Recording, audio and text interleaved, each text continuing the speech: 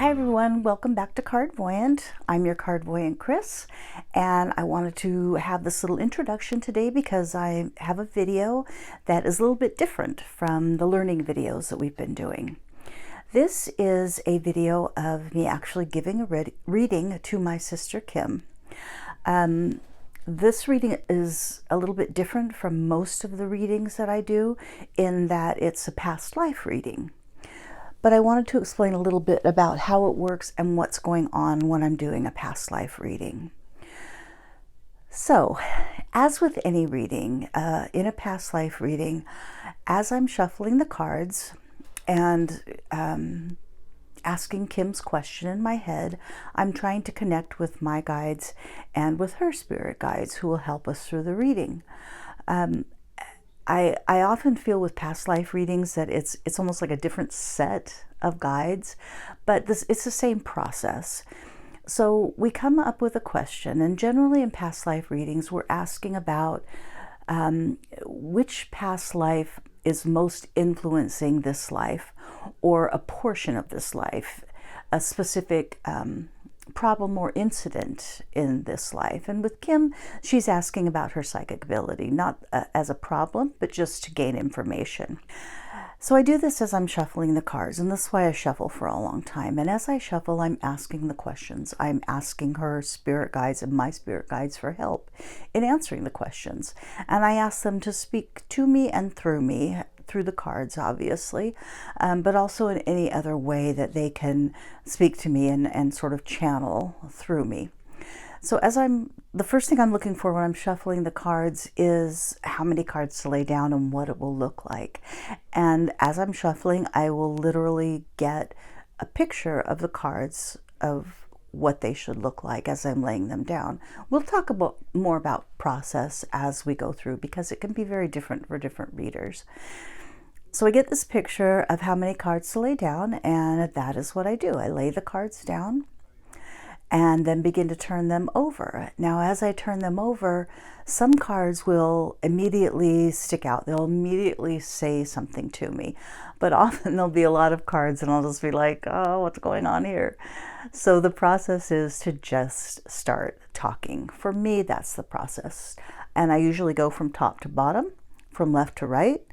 As if I'm reading a book or something. Sometimes that's a little bit different, especially if I've created sort of middle and there's a card in the middle. Sometimes that will happen. But as I begin to talk and just talk about the cards, I'll begin to get ideas. I'll actually see pictures, sometimes of the people involved or the place. I'll often see even literally a map, and it's kind of like with Google Maps, you know, how it zooms into a place, or Google Earth. It's very cool. It zooms into a place.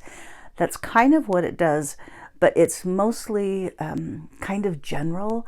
Sometimes I just get a feeling like sort of looking at a world map, and I feel like it's over here, you know, or it's over there, and then I can kind of give an idea to country. I am not really geographically inclined. There's a lot of things I don't know. So that may be challenging to my guides to try and help me zoom into a place, but sometimes I do. I don't think I've ever gotten, maybe once, like a specific city, but I do have an area generally. And as I talk about it, I get more of a feeling of time and place. Then a story just kind of unfolds through the cards, and it's literally like telling a story. And as I'm doing it, I'm very in the moment. It feels very real and very immediate. When I hear a word, and that's, hear it in my head, I will just say it. And that happens in this reading. And that happens in many readings where I'll hear a word or a phrase or instruction sometimes. So that's how it goes. And I just tell the story, and as we're telling it, other things come out. Sometimes I go back to a card when I understand a little better, or when Kim's guides or my guides in this instance are able to sort of clarify for me. And we just kind of talk about how it goes. And that's kind of happens with any reading. But this is specifically more almost like storytelling, because it is this condensation of an entire life, you know, telling this life story. Now, I know there are people who struggle with the idea of reincarnation and past lives, and you know, we're all on different paths. That's completely fine. If that's something that you don't believe in or struggle with, I think it's fair to think of this as an allegory or a metaphor, something that, you know, you can still gain wisdom from if you don't believe particularly in past lives. I clearly do. When I'm doing this, it's so real, and as I said, it's so immediate. It's almost like being able to touch it in a way. But the point is that these kinds of readings can be beneficial in different ways, and hopefully that's what Kim got out of this, and hopefully you'll be able to see that today as you watch the video. So thank you again for tuning in, and I hope you enjoy this video. Hi everyone, welcome back to Cardvoyant. I'm Kris and I'm your Cardvoyant, and today on Cardvoyant we have a very special guest. It's my sister Kim. Hello. From Intuitiview. And most of you, or many of you, will know her because you've come to my channel from hers. But today I'm going to be doing a reading for Kim, since you've seen me explain some of the cards, not all of them yet, but some of them. I thought it might be interesting to show you how I read. This is kind of a little bit different from some of the readings I do, because for Kim we're going to do a past life reading. So why don't you explain what kind of past life reading you want? So I love past life stuff. So Kris is going to do a past life reading on the life that I have had in the past that most has affected the psychic stuff I do in this life. So what the connection is between a past life and what I do now with like Intuitiview. So for past life readings, I often talk about the life that most affects the life that the person is living right now. So this is kind of like that. Mm-hmm. It's just a certain portion of the life that you're living right now, the psychic ability portion. And usually, not always, but a lot of times I use these cards, which is my Russian Tarot of St. Petersburg cards. And I just like them for past life readings because they look old-fashioned and past lifey, but they are based on the Rider-Waite deck. So if you just bought this deck, you wouldn't have any problem going from Rider-Waite to this deck right away. So what I'm going to do is what I always do. I'm just going to shuffle, ask the question in my mind. I will try to get a feeling for how many cards to lay down, and then we'll turn them over and talk about it. Okay. Here we go. I'm just going to go ahead.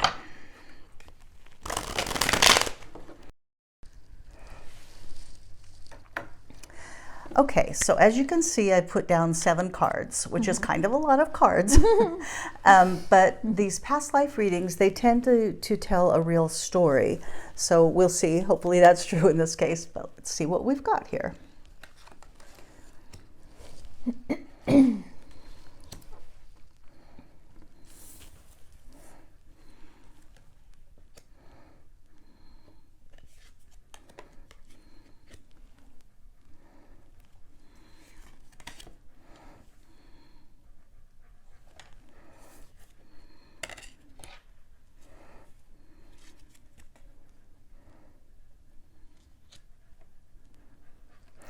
Okay, this is fascinating. Okay. I'll be interested to hear if you have a feeling about this after I start talking about it. Okay. Because to me, as soon as I turned some things over, I started getting a feeling about it. Okay. All right. So what we've got is the Sun card on top, along with the 9 of Swords, then the Fool, the 7 of Swords, and the 3 of Coins. Then on the bottom you've got the Queen of Clubs, which are wands, and in this deck they're clubs, and then the World card. In this deck there's coins also instead of pentacles, so those are a little bit different, but they're basically the same meanings. Okay, So let's talk about these top two cards, because this is fascinating to me. You've got 1, 2, 3 major arcana cards. You've got one in each row. Oh, so okay. that's kind of interesting. But I think this story begins with these two cards, and this is the overall story. This is the main thing. The main thing is this Sun card, because what I feel is you were sort of a favored child. Now I do feel like this is feminine energy. So you were a woman in this past life, and this is in a royal court. Okay, this is definitely a royal court, and I'll come back to time and place, but this is definitely a royal court. And then what happens is, so you're this favored, kind of person in the court. And it comes, the Sun has the child on the card, and I do feel like you're a child of somebody in the court. It could be like a mistress's child or something like that. Somebody within the court who would have been living like in the palace or palace grounds, but was kind of adorable and charming and that kinds of thing. And then how it ends up is a 9 of Swords, where you're completely betrayed, stabbed in the back. And that's what the 9 of Swords is about. We haven't done sword cards yet, but the sword cards are all rather heavy. And this 9 of Swords, as you can see, is this weeping woman, which I feel like was your mother, because you died very young in this life. I think probably as a teenager even. Oh, wow. Okay. So quite young. And this figure, as you can see in the card, is a mother weeping. And I feel like this is literally was your mother weeping. So let's look at these other cards. Okay. So here's what happened. Okay. So you're in this royal court, and you're this darling, adorable, kind of precocious little girl that everyone just thinks is kind of fun to have around, and isn't she cute, and that kind of thing, playing the role almost as a court jester. And that's why you get this Fool card. Now the Fool is about a couple things here, because it is about, as always with the Fool, taking a leap of faith.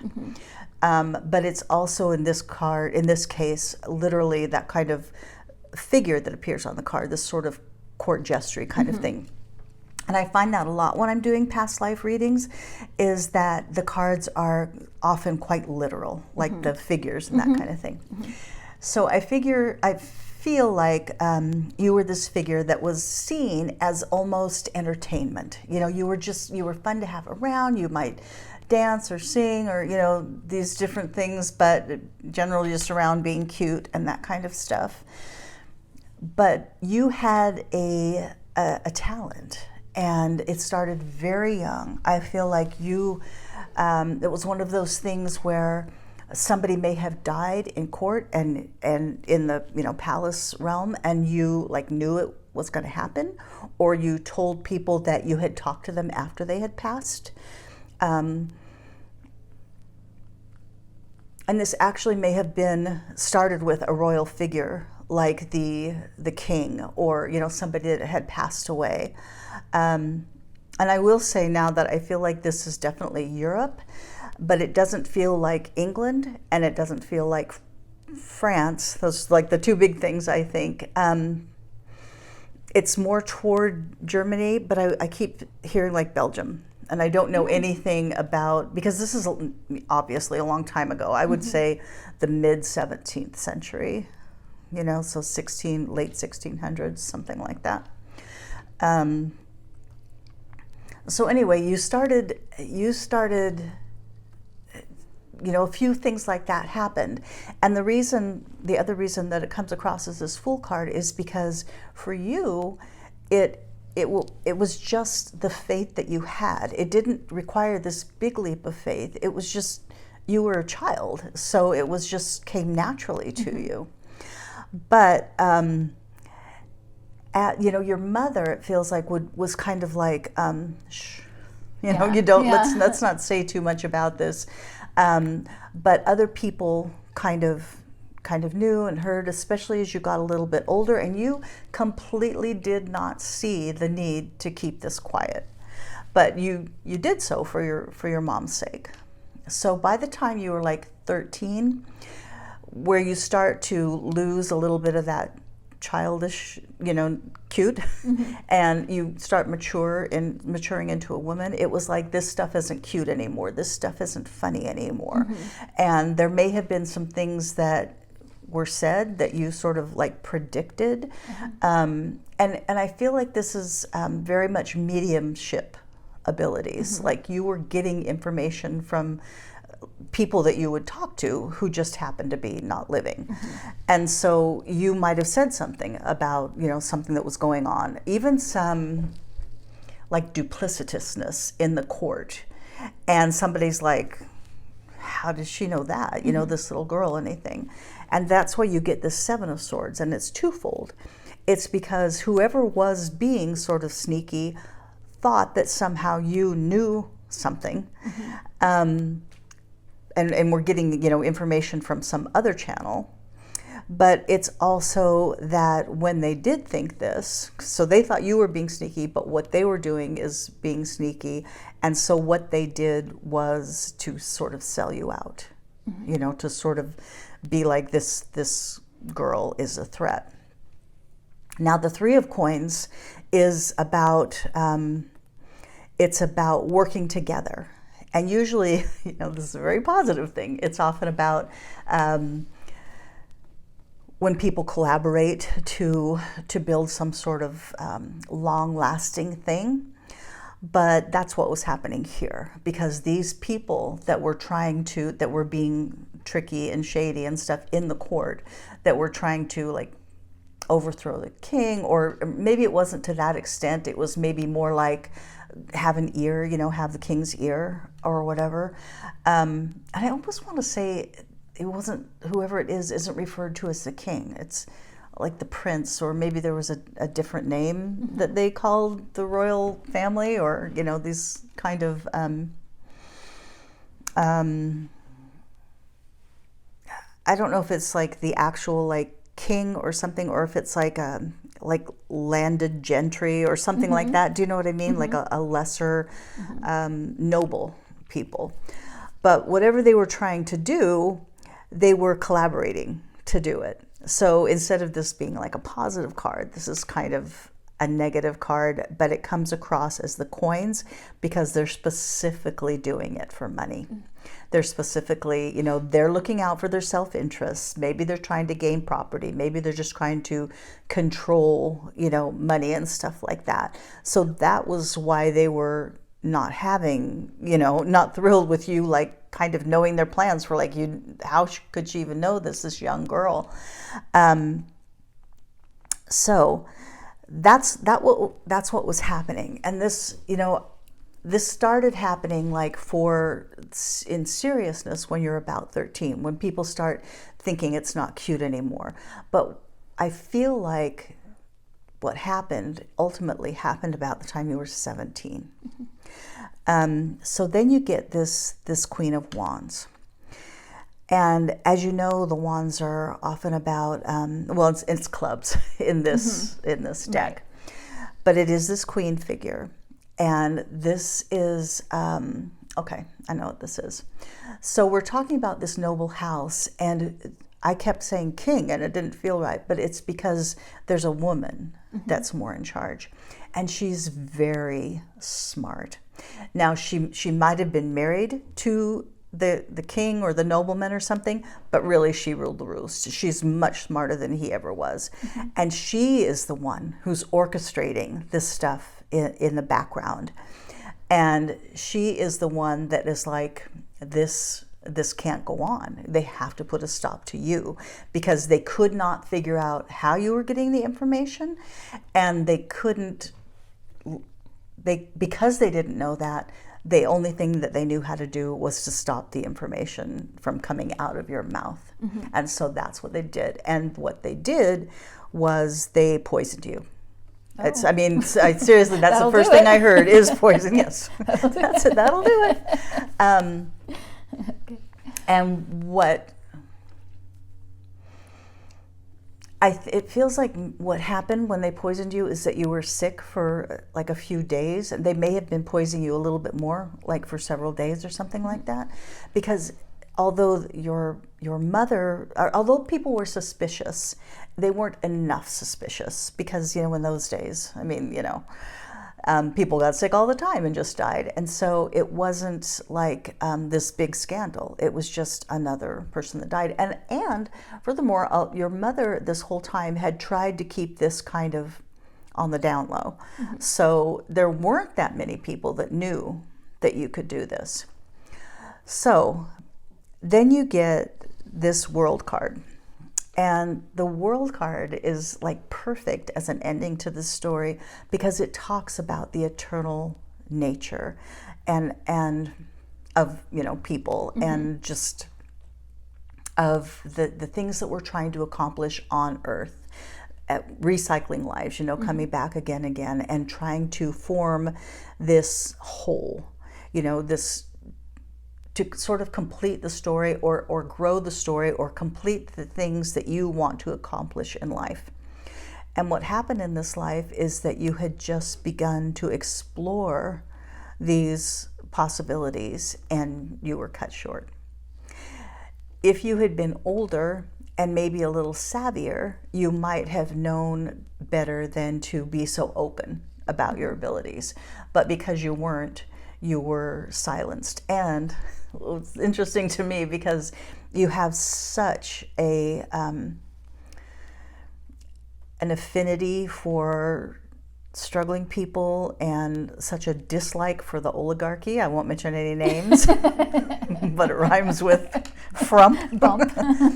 But that's why, because you could see that everything that was happening and what happened to you in that life was all about money. Right. It was nothing humanitarian at all. It was all about greed and power and money.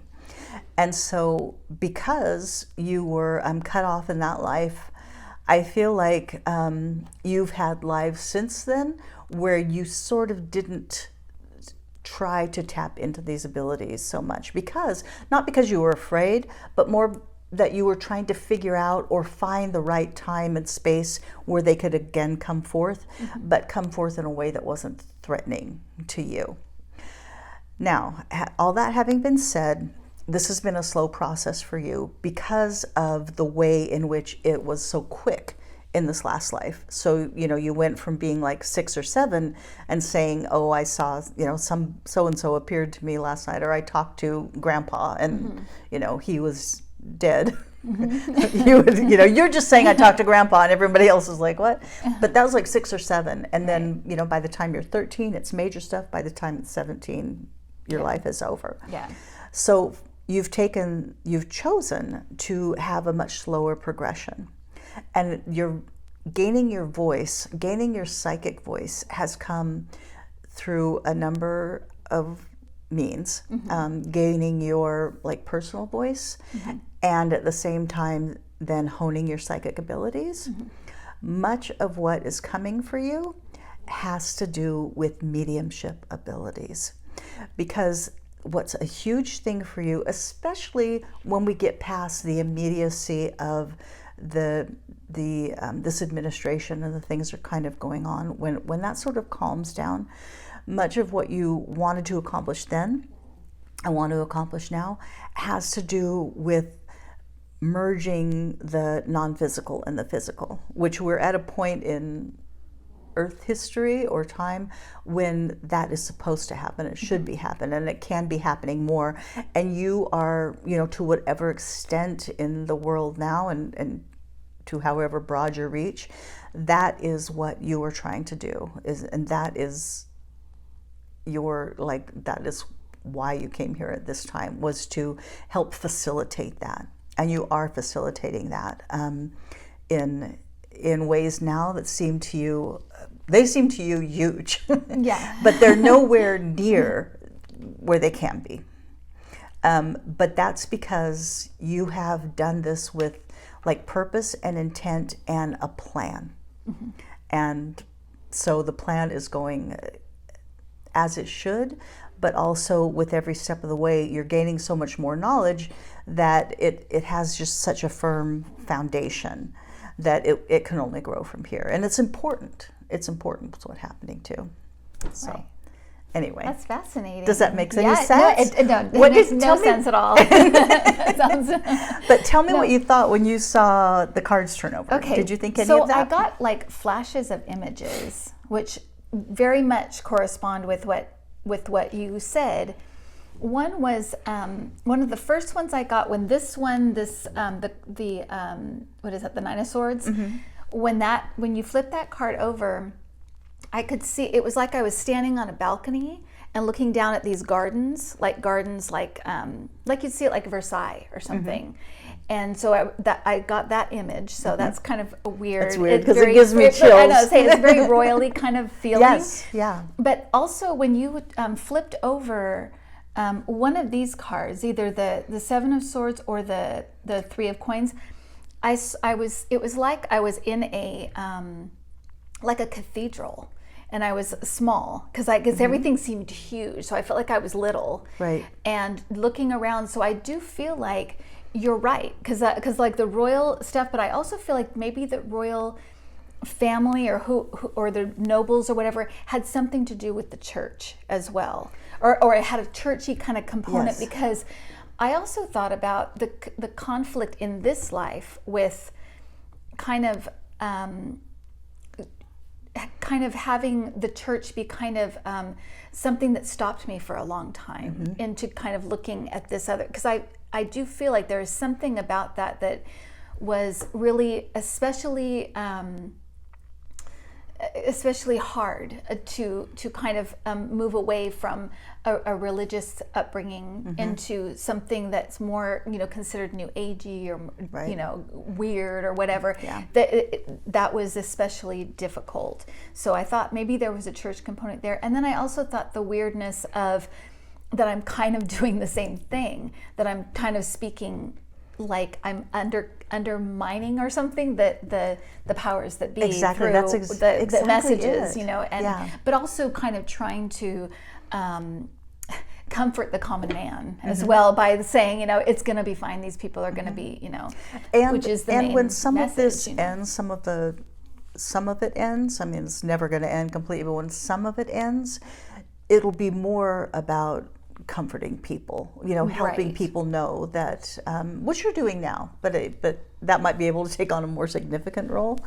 But it's so interesting that you would say that, and I will say that in doing this right now, I kind of going a little bit faster than mm-hmm. I would do in a normal reading, so that mm-hmm.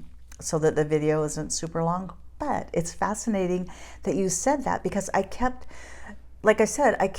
thinking king, nobility, but it's not quite king. Mm-hmm. But it's so interesting that you would say church, because the Three of Coins in the Rider-Waite deck, mm-hmm. they're building a church. They're in a church and building a church. Uh-huh. So that would fit perfectly along with that. And right. in those, very, several hundred years ago, the church and the aristocracy were so connected. Mm-hmm. They were one and the same, really, in so many places. So, that would make perfect sense if it was something like that. That's so fascinating right.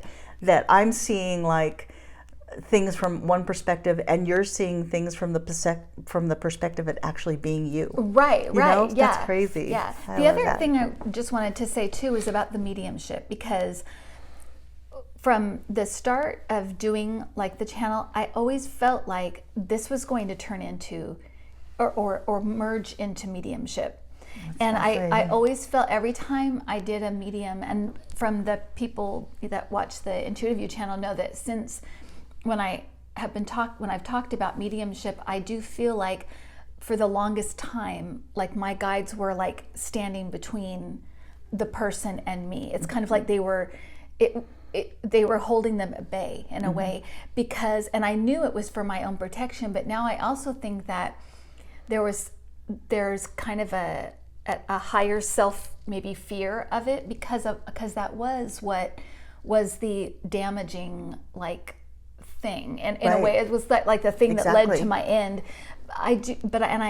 I also feel like in this lifetime, there's a similar thing. You know, people have the hardest time with people like Teresa Caputo or people that talk to the dead. It's still seen as such a kind of a thing that people feel like you're taking advantage of people that are mourning. That's what the underlying like it's anger almost like a bridge too is. far. Yeah. It's like I can believe this and this and this, but exactly. Yeah. And so I do feel like there still is that component that's kind of like that. Yeah, it's just kind of that's you know, you need to stop there. But I also think, like you said, there's a shift happening, and that is going to be not only with, I think, with people, but I also think with electronics. I think we're getting there to where we can connect with the other side, that science but also like mediums and people are going to merge the two sides, and we'll be able to like communicate. We'll be able to communicate, and you know, it's still, you know, really baby steps, but it's starting to get there. It's coming. It's coming. Yeah. Well, good. I'm glad that we sort of jived on that. Yeah, so, yeah. That anyway. was perfect. Yeah. But that's just an example of the kind of things I do with past life readings, and then maybe sometime in the future I can find somebody who will let me do a regular reading for them on camera. That it's more difficult because most readings are quite personal. So, but this is one of the ways that you can use tarot cards, and there's a lot of different ways, and we'll talk about them on the channel. But for now, thanks for tuning in, and thanks to Kim for being here. Welcome. And we'll see you again soon. Bye. Bye.